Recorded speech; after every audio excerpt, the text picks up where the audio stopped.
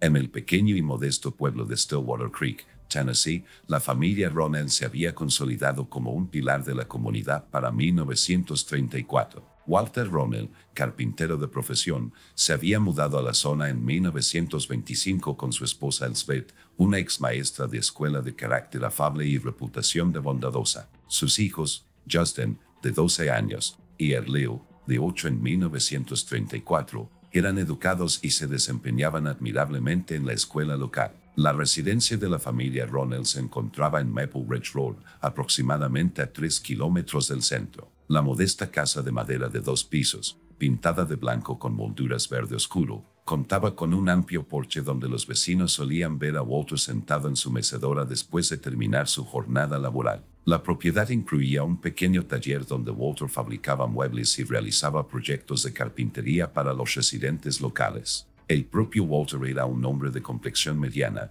con cabello oscuro que comenzaba a encanecer en las sienes a pesar de tener solo 37 años. Quienes lo conocían lo describían como una persona confiable pero reservada. Asistía a la iglesia metodista con su familia todos los domingos, contribuía a las iniciativas comunitarias cuando se le solicitaba, pero rara vez participaba en reuniones sociales más allá de las funciones cívicas necesarias. Elsbeth Ronell mantenía el hogar y complementaba los ingresos familiares vendiendo conservas y, ocasionalmente, dando clases particulares a niños con dificultades académicas. Los vecinos la recordaban como una mujer de voz suave pero inteligente, a quien a menudo veían cuidando su huerto o leyendo en el porche mientras veía a sus hijos jugar en el jardín. La rutina familiar se mantuvo prácticamente sin cambios durante años. Walter salía a trabajar a las 7 de la mañana y regresaba a las 6 de la tarde. Los domingos se reservaban para la iglesia y las comidas familiares, que a menudo incluían a Marion,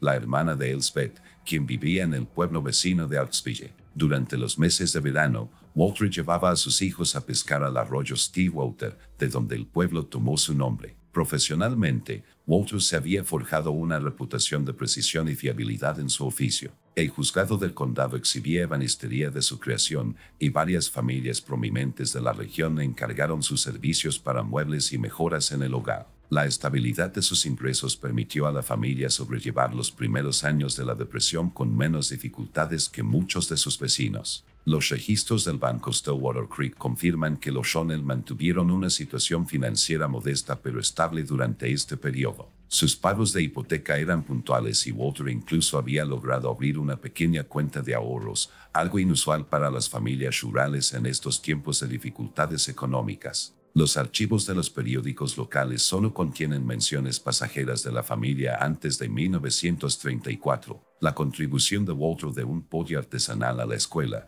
el reconocimiento de Elsbeth por sus conservas en la feria del condado y los ocasionales logros académicos de los niños. Los Ronell representaban la serenidad de un pequeño pueblo estadounidense, trabajadores, autosuficientes y discretos. Sin embargo, esta existencia sin importancia resultaría ser simplemente la calma antes de una tormenta insondable que eventualmente engulliría no solo a la familia Ronell sino a toda la comunidad de Stillwater Creek, transformando la historia local y dejando un legado que los residentes tendrían dificultades para comprender para las generaciones venideras. El primer indicio documentado del cambio de comportamiento de Walter Ronell ocurrió el 17 de marzo de 1934. Cuando Elsbeth Ronell anotó en su diario personal que su esposo había comenzado a mostrar patrones de sueño inusuales. Según sus anotaciones, Walter se despertaba repentinamente en mitad de la noche, permaneciendo de pie junto a la ventana de su dormitorio durante largos periodos. Al ser interrogado por la mañana, afirmó no recordar estos episodios.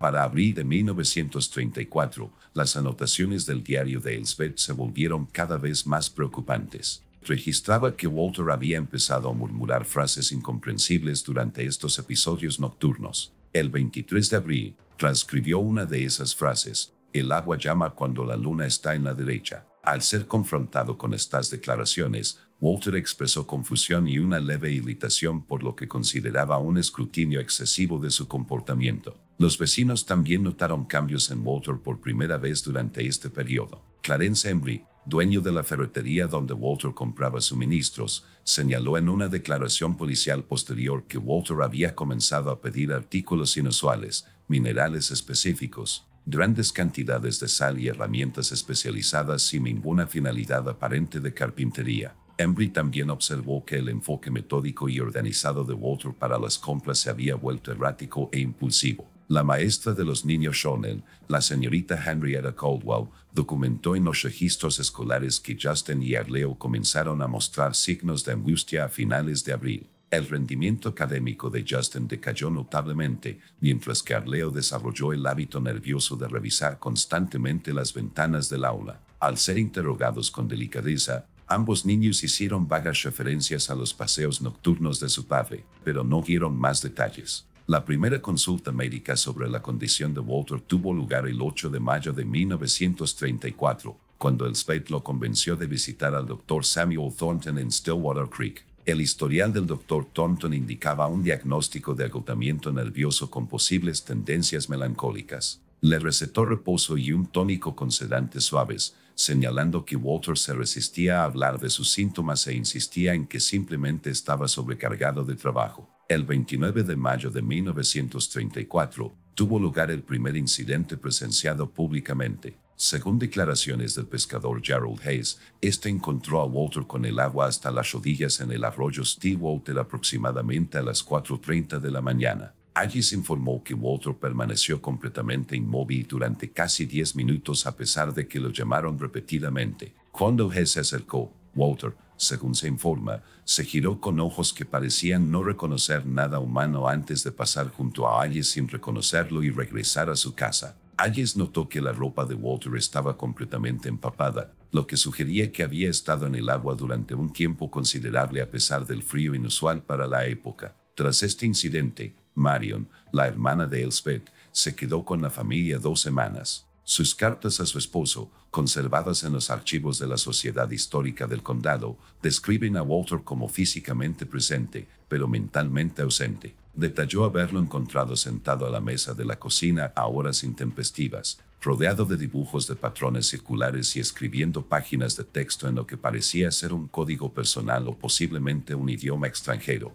aunque Walter no tenía formación lingüística conocida más allá del inglés básico. A mediados de junio, el trabajo de Walter empezó a verse afectado. Los registros de la empresa Folsom Furniture Company, donde Walter mantenía un contrato vigente, muestran que, por primera vez en su carrera profesional, no entregó las piezas encargadas a tiempo. Al ser interrogado por el propietario, James Folsom, Walter declaró que se estaba preparando para un trabajo más importante, pero no ofreció más explicaciones. Los registros bancarios familiares de este periodo indican un patrón sutil pero constante de retiros inusuales, pequeñas cantidades retiradas con frecuencia, en lugar de la anterior costumbre de Walter de presupuestar mensualmente. No existe documentación sobre el propósito de estos fondos, aunque investigaciones posteriores plantearían dudas sobre su destino final. Con la llegada del verano de 1934, la familia Ronell había pasado de ser un modelo de estabilidad a estar sumida en preocupaciones ocultas. El deterioro de Walter seguía siendo principalmente un asunto privado, aunque los vecinos observadores habían empezado a notar el cambio en el otrora confiable carpintero. Se estaban sentando las bases para los acontecimientos venideros, una noche de disturbios y una ausencia inexplicable a la vez. La llegada de Theo Van Meer a Stillwater Creek quedó documentada en el registro civil del pueblo el 27 de junio de 1934. Indicó que su residencia anterior era Nueva Orleans, Luisiana, aunque investigaciones posteriores no confirmaron su presencia allí ni en ningún otro lugar antes de su llegada a Tennessee. Mayra alquiló una pequeña cabaña en las afueras del pueblo, pagando 3 meses de alquiler por adelantado en efectivo, una práctica inusual durante la difícil época de la Depresión. Las descripciones físicas de Mayra provienen de varios lugareños que lo conocieron durante su estancia de 4 meses en Stillwater Creek. Descrito constantemente como alto y excepcionalmente delgado, con el pelo prematuramente blanco a pesar de aparentar unos 40 y tantos años, Mayr solía vestir ropa oscura que, si bien no era cara, era notablemente formal para el entorno rural. Varios relatos mencionan su acento distintivo, que algunos compararon con el europeo, aunque nadie pudo identificar específicamente su origen. El primer encuentro documentado entre Walter Ronell y Theo Van Meer tuvo lugar el 3 de julio de 1934 en la tienda Hargroves. Según el dueño, Thomas Hargrove, Ambos mantuvieron una intensa conversación cerca de la parte trasera del establecimiento durante aproximadamente 40 minutos. Hargrove recordó haber escuchado fragmentos sobre puntos de energía y lugares delgados entre mundos antes de partir juntos. Miles se presentó a la comunidad como un científico espiritual e investigador de antiguas prácticas energéticas. Distribuyó panfletos impresos a mano titulados Puertas hacia una conciencia mejorada y la frontera fluida entre los reinos. Estos materiales, conservados en los archivos históricos del condado, contienen referencias a diversas tradiciones esotéricas combinadas con terminología pseudocientífica y frecuentes menciones del agua como conductor entre mundos. La relación de Walter con Miles se intensificó rápidamente. Las entradas del diario de Elsbeth, a mediados de julio,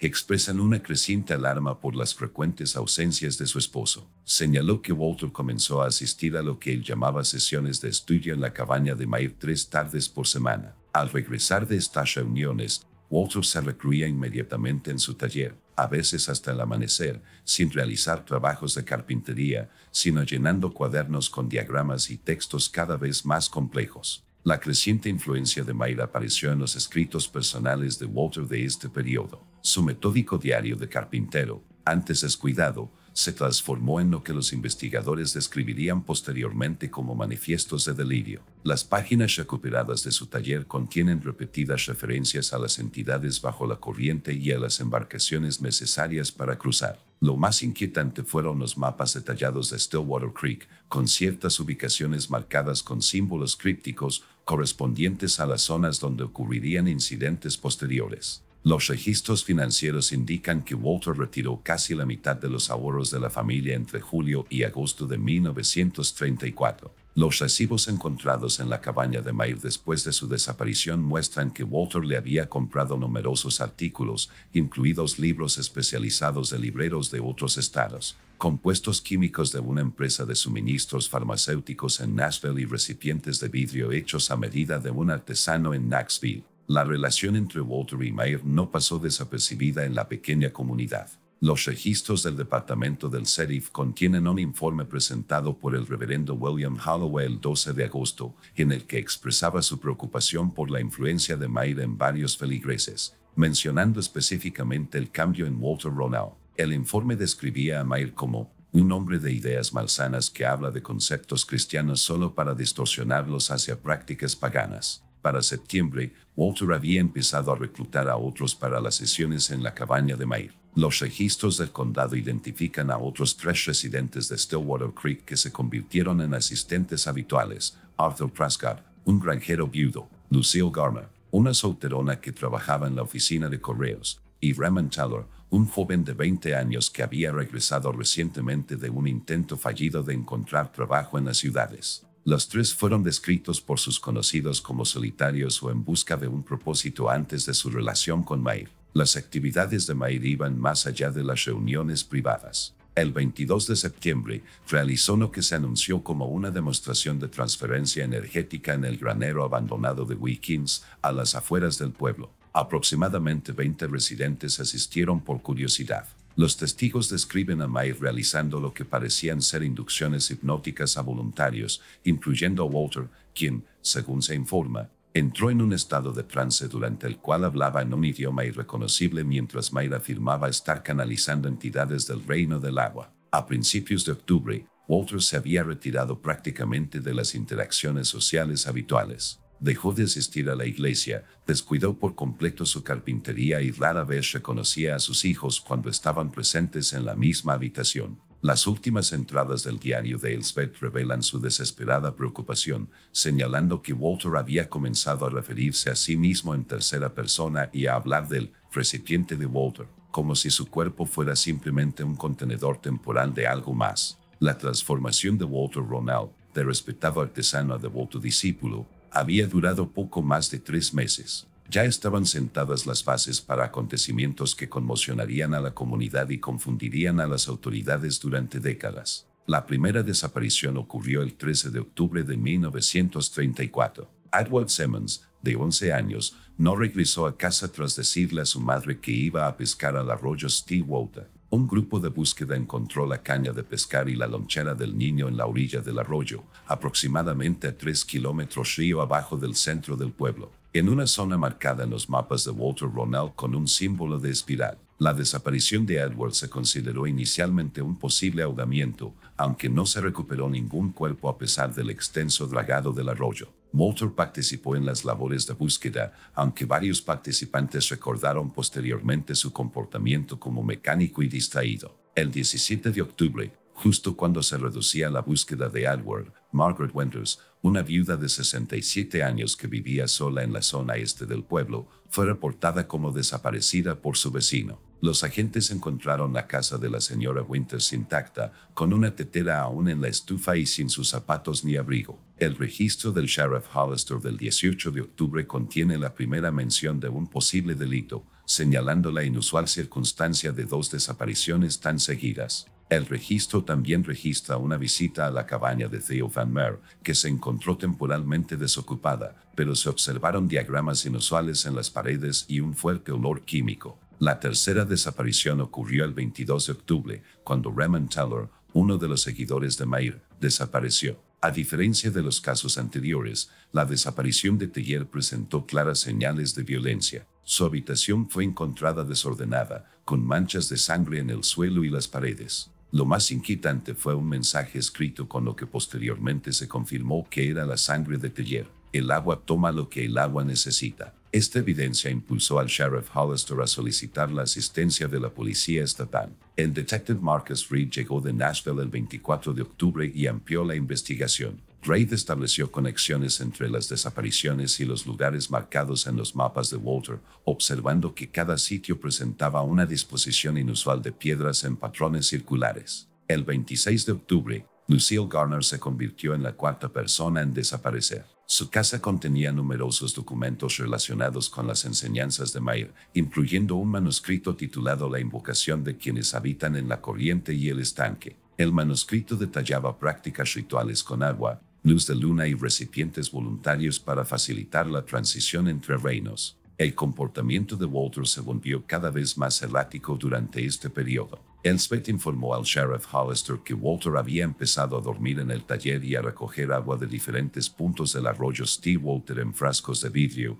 dispuestos en patrones específicos. También informó haber encontrado pequeñas prendas de ropa de cada uno de sus hijos escondidas debajo del banco de trabajo de Walter, empapadas en el agua del arroyo. Las notas del detective Reed del 28 de octubre registran su primera entrevista directa con Walter, describiéndolo como físicamente presente, pero mentalmente en otra parte, con respuestas tangenciales y llenas de referencias a aquellos que surgirán y sacrificios necesarios para un propósito mayor. Reid señaló que, si bien las declaraciones de Walter eran inquietantes, no constituían prueba procesable. La situación se agravó drásticamente el 30 de octubre. Arthur Prescott, el tercero de los seguidores conocidos de Mair, fue encontrado vagando desnudo por el arroyo Stillwater, con el cuerpo cubierto de laceraciones autoinfligidas. Al ser detenido, Prescott alternaba entre catatonía y episodios de frenesí, afirmando que el agua está llena de ellos ahora y que están saliendo con la luna oscura. El examen médico reveló que Prescott había ingerido sustancias químicas no identificables. El 31 de octubre, en la noche de luna llena, se observó a Theo Van Meer guiando a 7 individuos con túnicas hacia un recodo del arroyo Stillwater conocido como Serpent's Turn. El Sheriff Hollister y el detective Reed interceptaron al grupo mientras organizaban recipientes de vidrio en un patrón complejo a lo largo de la orilla del arroyo. Tras la confrontación, Mair, según se informa, sonrió y dijo: «Llegas demasiado tarde. El agua ya se llevó lo que necesitaba y pronto devolverá algo mejor». En el intento subsiguiente de detener al grupo, Mair huyó en la oscuridad. A pesar de una exhaustiva búsqueda, nunca fue detenido ni se le volvió a ver en la región. Los 7 seguidores, incluido Walter Ronald, fueron detenidos. La investigación del lugar reveló evidencia inquietante, objetos personales de cada uno de los desaparecidos dispuestos en círculo, rodeados de recipientes de vidrio llenos de agua del arroyo y lo que posteriormente se determinó que era sangre humana. Las desapariciones habían transformado Stillwater Creek, de una comunidad pacífica, en el centro de lo que la prensa local pronto llamaría el misterio más oscuro de la historia de Tennessee. La investigación apenas había comenzado a revelar las profundidades del horror que se había arraigado en este pueblo, antaño tranquilo. La investigación formal del incidente de Stillwater Creek comenzó el 1 de noviembre de 1934, cuando el detective Marcus Reed estableció su cuartel general en el juzgado municipal. Entre los 7 detenidos se encontraban Walter Ronell y otros 6 seguidores de Mayer de Stillwater Creek y comunidades vecinas. Los interrogatorios revelaron una narrativa consistente. Todos los seguidores creían que Mayer había descubierto puntos delgados a lo largo del arroyo Stillwater donde entidades de otra dimensión podían cruzar a nuestro mundo mediante rituales específicos. La transcripción del interrogatorio de 17 horas de Walter describió a Mayer como un recipiente de conocimiento antiguo que afirmaba que los cuerpos de agua servían como conductos entre dimensiones. Los rituales consistían en recolectar agua de arroyos específicos durante fases lunares precisas, combinarla con sangre de vasijas voluntarias y disponer estas mezclas en patrones geométricos que, según Walter, diluían la barrera entre los mundos. Walter caracterizó las desapariciones no como asesinatos, sino como transiciones voluntarias en las que las víctimas se habían entregado al agua. El examen forense confirmó que los recipientes de vidrio contenían mezclas de agua de arroyo y sangre humana que coincidían con los grupos sanguíneos de las personas desaparecidas. El análisis químico identificó compuestos desconocidos con efectos alucinógenos, lo que explica la extrema sugestibilidad de los seguidores. El 8 de noviembre, los investigadores descubrieron diarios bajo la cabaña de Mayer que datan de 1921, lo que indica actividades similares en otras 7 comunidades del sur. Un cofre cerrado contenía efectos personales de personas reportadas como desaparecidas en estos lugares, incluyendo joyas, documentos de identidad y dedos humanos preservados que coincidían con los reportes de personas desaparecidas de Luisiana, Mississippi y Georgia. La investigación avanzó el 14 de noviembre cuando una inundación reveló restos humanos parciales en 5 lugares marcados en los mapas de Walter. Los registros dentales confirmaron los restos de Edward Simmons, Margaret Winters y Raymond Teller. El médico forense determinó que todas las víctimas murieron por desangramiento y no por ahogamiento, con incisiones precisas que sugieren una extracción metódica de sangre en vida. Los restos de Lucille Garner nunca fueron encontrados. Una maleta llena y un billete de autobús a Chicago en su casa sugerían una posible huida, aunque no se estableció ningún registro de su llegada. A pesar de las exhaustivas investigaciones, la identidad de Theo Van Meer siguió siendo un misterio, sin registros de su existencia antes de 1921 ni coincidencias de huellas dactilares o fotografías en ninguna base de datos. El 7 de diciembre de 1934, el gran jurado del condado de Henderson acusó formalmente a Walter y a sus 6 seguidores de asesinato, conspiración y profanación de restos humanos. El juicio, trasladado a Nashville, comenzó el 12 de febrero de 1935. A pesar de la declaración de locura de la defensa, el jurado emitió un veredicto de culpabilidad tras 7 horas. Walter fue condenado a cadena perpetua sin libertad condicional. El encarcelamiento de Walter fue breve. El 3 de abril de 1935 fue encontrado muerto en su celda. Aunque oficialmente se dictaminó que se había suicidado por ahorcamiento, la autopsia reveló hematomas inusuales y, lo más sorprendente, casi 1 litro de agua en sus pulmones, a pesar de no tener agua en su celda. El caso se cerró oficialmente con la muerte de Walter, aunque el detective Reed continuó con investigaciones extraoficiales durante años. Las secuelas devastaron Stillwater Creek. En 2 años, el 40% de los residentes se habían reubicado, incluyendo a Oswald Ronell y sus hijos. Para 1950, el pueblo estaba prácticamente abandonado. El arroyo se convirtió en un lugar que los lugareños evitaban. En 1952, un proyecto de presa desvió sus aguas, dejando seco el lecho original, una decisión bien recibida por quienes aún recordaban cuando el agua llamaba y Walter Ronell respondía.